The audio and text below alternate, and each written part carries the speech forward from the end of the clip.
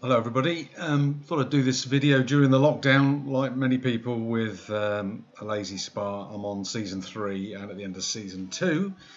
The only thing that's failed is the egg, which has given me the common E02 code, and that is effectively a problem with the pump in most situations.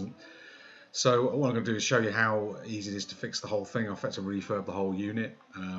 You'll find, like everyone else on lockdown who's got one of these things, you can't get spares, you certainly can't get brand new ones. Originally I was just going to get a new egg, £250 I think now if you can get hold of them, but I probably fixed mine for a total of about £20. That's all it costs, and it's as good as new. I was surprised how easy it was.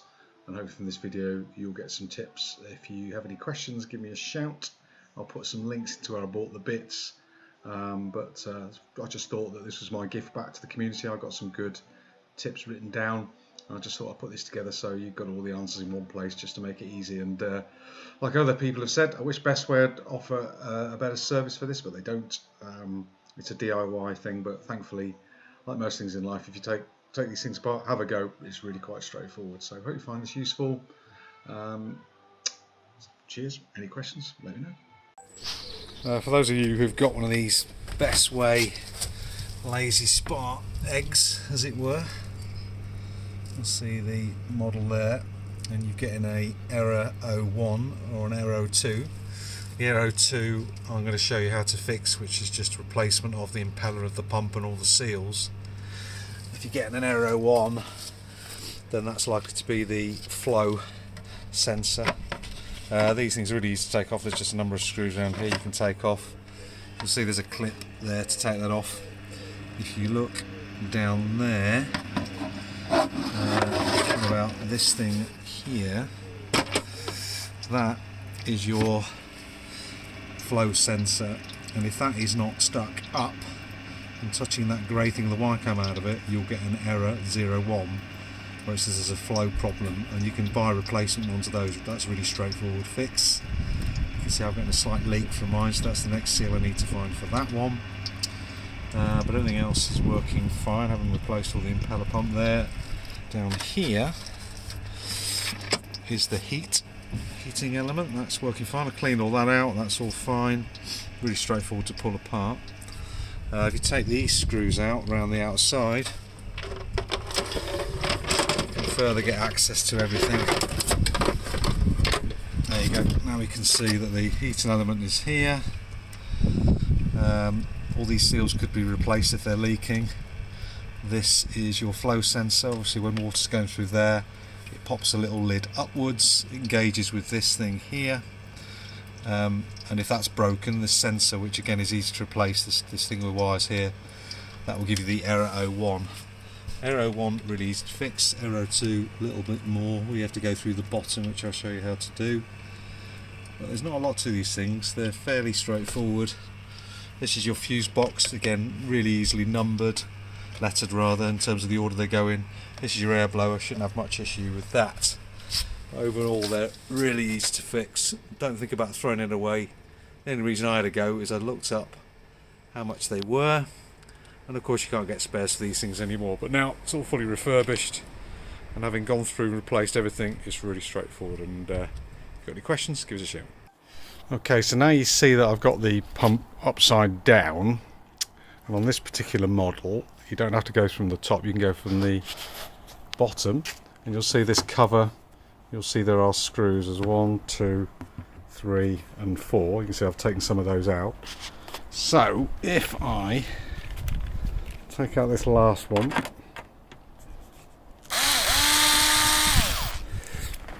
and we take off this, careful not to lose the screws, you'll see that that is connected by a wire up there. I can just go to one side. Then you'll see the pump that needs to be fixed.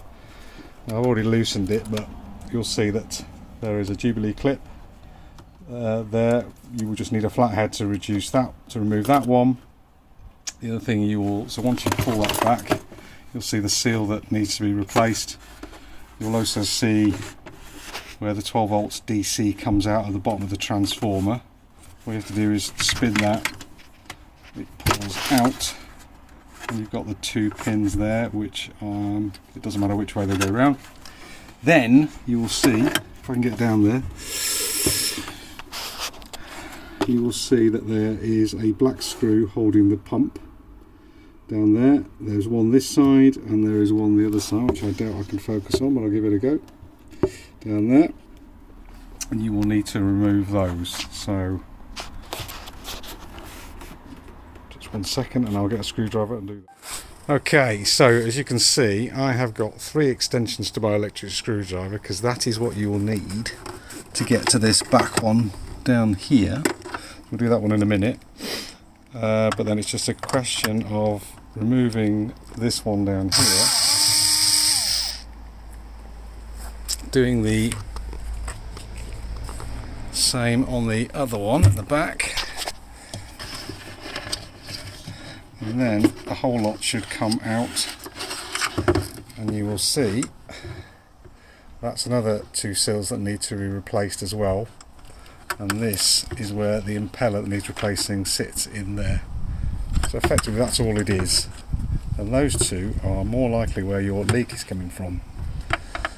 And that's it. The other thing you can see in there is the blower. That's the air blower that comes out there. That shouldn't be any issues at all. So hopefully we can move on to the next stage, which is to rebuild that pump. Hello everybody, this is a video just showing you how to refurbish the hashtag 58113 filter pump, which is very common on Lay-Z-Spa egg pumps. This is what gives you the E02 code, which effectively is basically bricking a lot of these things. And I know because of the lockdown, no one gets spare parts for any of them. The first thing you'll notice is a leak. These are just push fits. These particular seals you can buy as kits off eBay, as I know some entrepreneurial people can do, or you can do what I did, and you can buy one of these, which is a kit off Amazon, £10.95 I believe. I will put the link in and get you this kit, 419 pieces of nitrile rubber.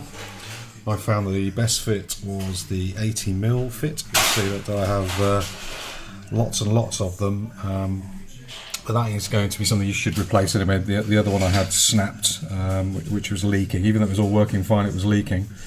The other thing I did for this, which I'll show you now, is how to replace the impeller, which was worn, and show you where the other common leaks are. This is all you need is a Phillips screwdriver. You'll see you have to take these apart. They're retained by a number of bolts that are held. It's really very straightforward and simple. This is just a standard fish tank or pond pump. There's nothing to it. I'm sure I could have retrofitted a spare, but as you say, you can't get parts for these anywhere at the moment. So this one is good to go, really.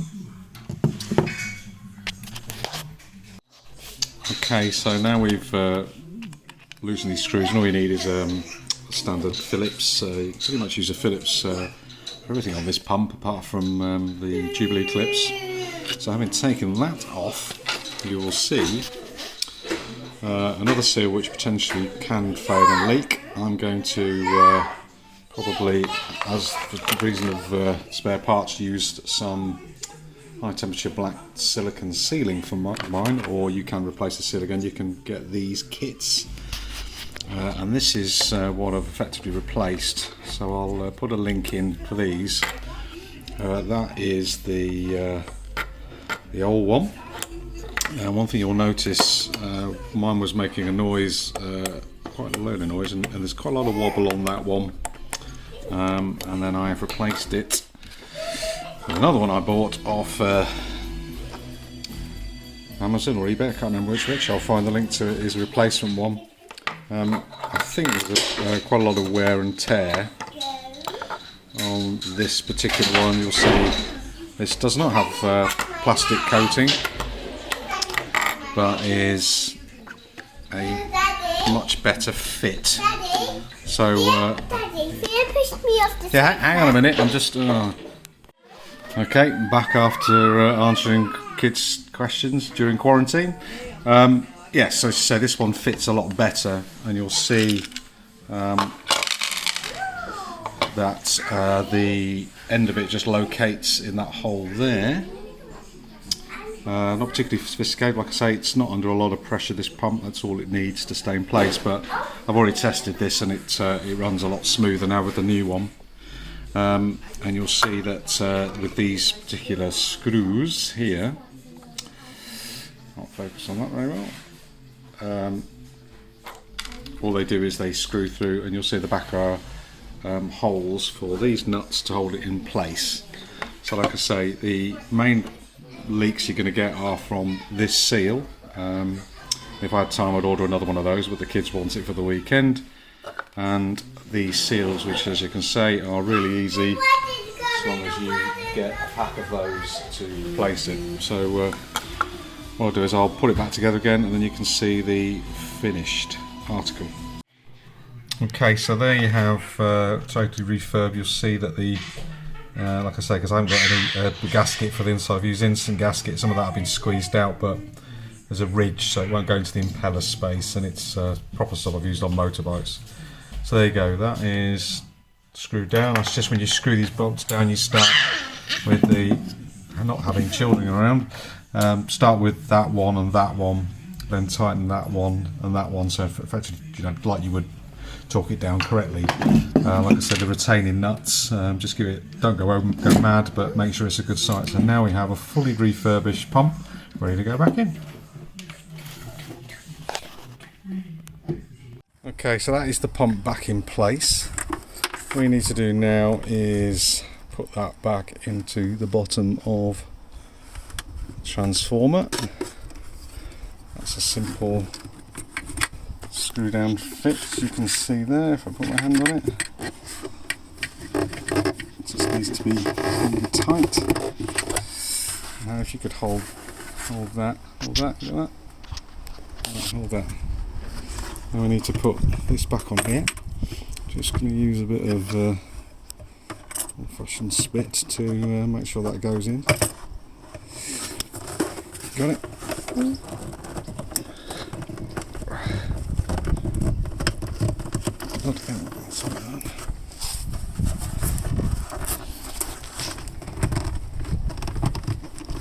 Stop this. So what I've done is just, the whole pipe was quite sort of malformed because it was cold. So the best thing to do is just to put it in some hot water for a bit, just like that. And then we can stick it through that gap there. And then the new seal should be a lot more effective than the old one.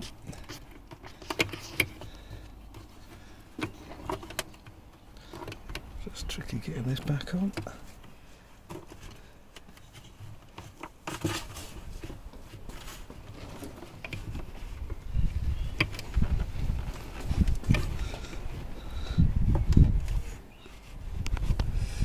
Actually stopped, I made a mistake. Okay, so that's heated, hopefully that'll stretch a bit more now.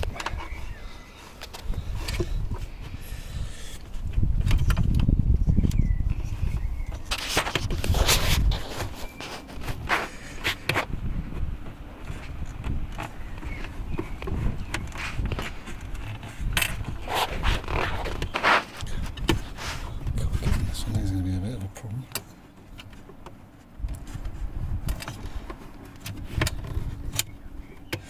Yeah, stop. Okay, so you can see you've got the pump back in. We managed to get the tube back over. The new O-ring is in place. This one is a 14mm one from the kit, which seems to work better than the one we had on before. And all you have to do now is put back on the Jubilee clip.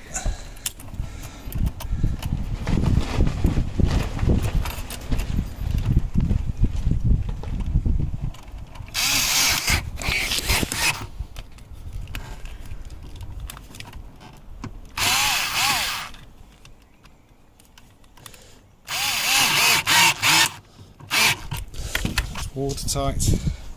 The only other thing that I've done while I had it apart was to replace the washers you've got in here, and again those are just normal washers you can get but these perish, so I need to replace them. So that is new washer there, new washer here, new O-rings there, 2 new O-rings going into there. That's really much better. New impeller, and I think we are ready for reassembly and testing. Okay, so I've got the egg back on. This is the first test drive. It's plumbed in. There is water in there to test. It's not showing on the error codes.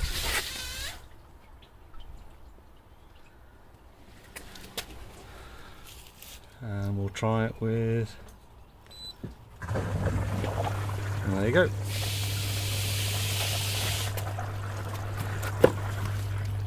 It is working. No error codes. Very silent pump, as you can hear. I think we have a very quiet and very working Lay-Z-Spa. It's even quieter than when I started. No error codes. I won't be going in it. It's 11 degrees. Let's just try the heater. Heater is on, and we have a fully working, fully functioning hot tub ready to kick off the season, ably assisted by my son Harry. Yeah, he's dicking about.